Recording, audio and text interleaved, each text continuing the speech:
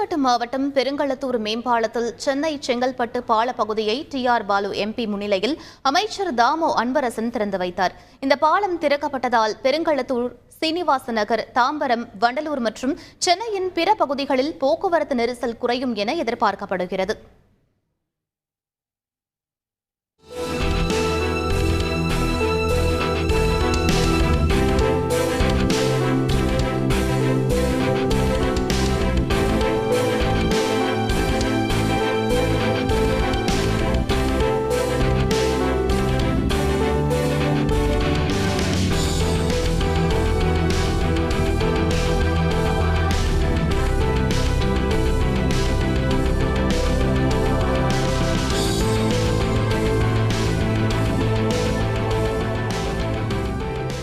இதுக்கு முன்னாடி ரொம்ப டிராபிக்கா இருந்துச்சு. அந்த பிரிட்ஜ் கட்டினாங்க, கொஞ்சம் ஃப்ரீ ஆச்சு. இப்போ இந்த பிரிட்ஜ் கட்டின